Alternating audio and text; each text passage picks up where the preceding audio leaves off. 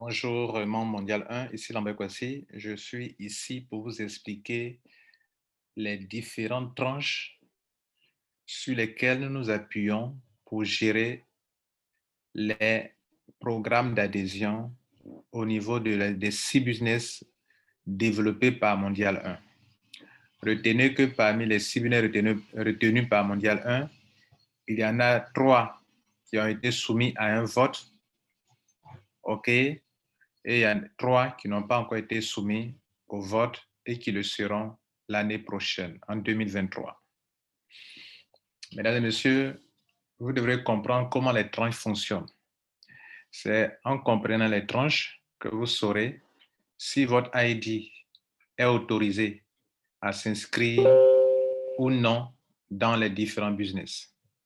Quand je parle d'ID, je parle de soit votre ID pionnier, soit votre ID supplémentaire, soit votre ID de repositionnement, soit l'ID obtenu en session définitive.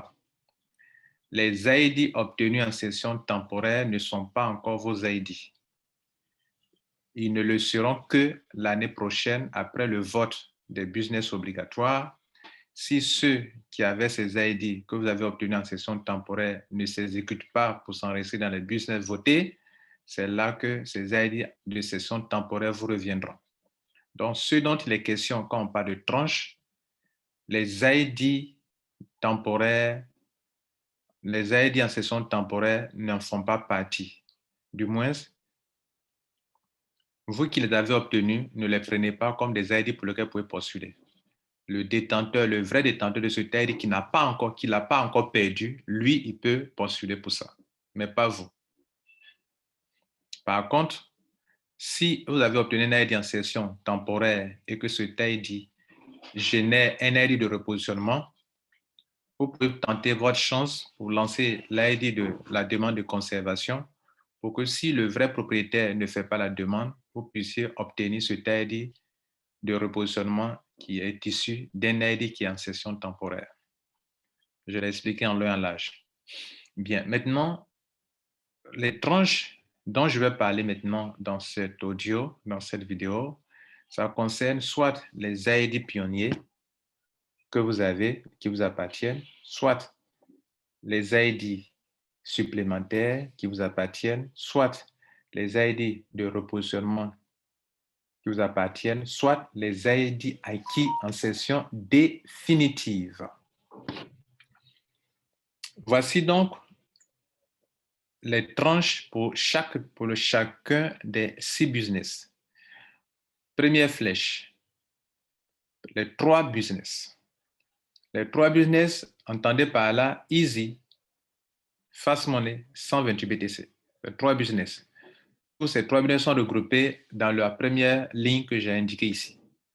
De l'ID 1 jusqu'à l'ID à l'infini, OK, on va vers l'infini, on respecte l'ordre. Donc, si on fait une publication, votre ID se trouvera absolument, s'il est autorisé, se trouvera absolument dans la tranche qui va de ID 1 jusqu'à ID N. Voilà, ça dépend. Au fur et à mesure qu'on travaille, on augmente, on prend encore 300 ID de plus ou bien 500 ID de plus, ça dépend. Ça, c'est pour la première ligne pour les 3 business. Parlons de Validus. Validus, jusqu'à présent, il n'y a jamais eu de tranche. On permettait aux gens de venir envoyer leur dossier, mais ça ne va plus fonctionner comme ça. Désormais, il aura une tranche. Sinon, 2 tranches.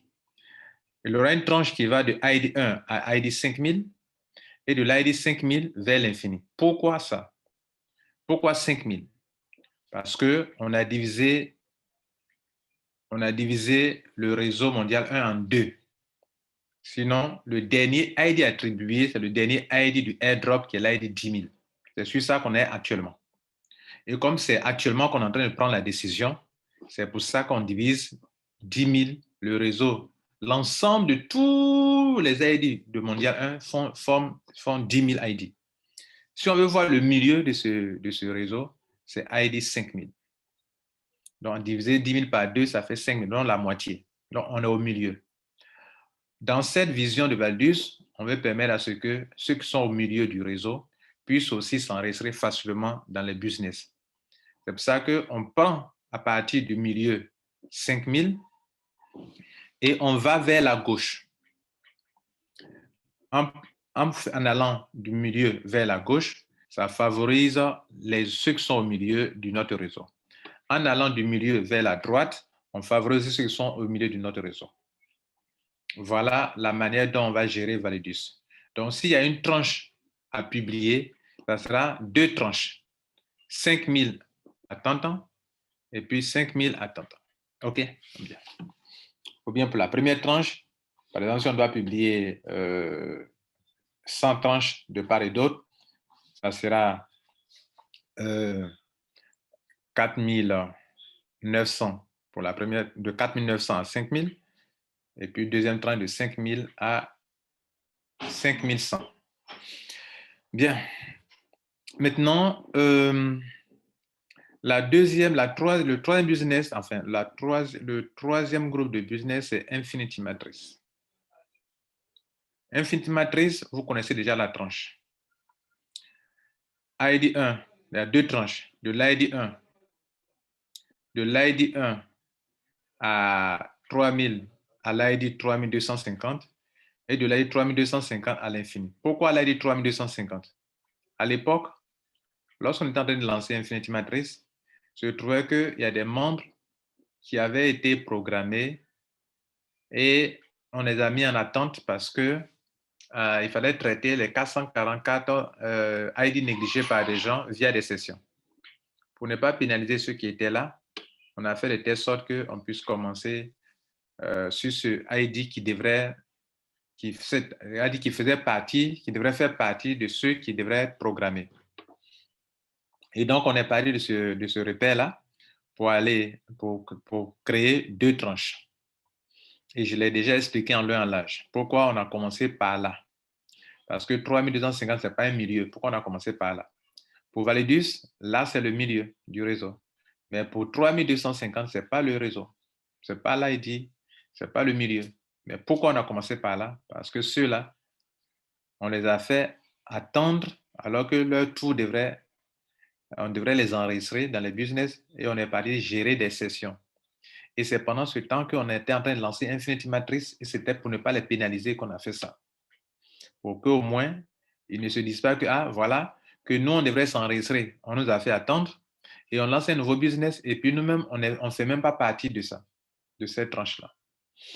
Bien. Donc, notez ça comme ça. Donc, là, à Infinity Matrix, il y a 2 tranches. De l'ID 1 qui va vers le 3250 et de 3250 vers l'infini. Le dernier business, c'est Baïta. Baïta, il y a 2 tranches.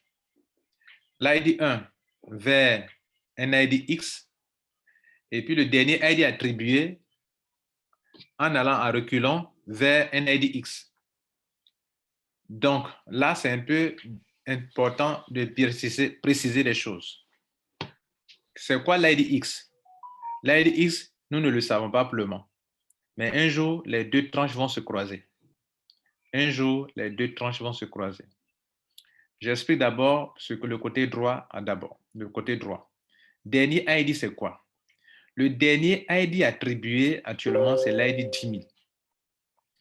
Actuellement, quand on a publié Baïta, on a pris de 10 000 vers le milieu. Donc, de 10 000, le dernier ID, de 10 000 vers le milieu, qui est l'ID X. Maintenant, l'autre côté, la deuxième tranche, on prend de l'ID 1 vers le milieu, l'ID X. Donc, pas forcément le milieu, mais ils vont se croiser quelque part un jour. Quand ils vont se croiser quelque part un jour, il restera une seule tranche qui va aller vers l'infini.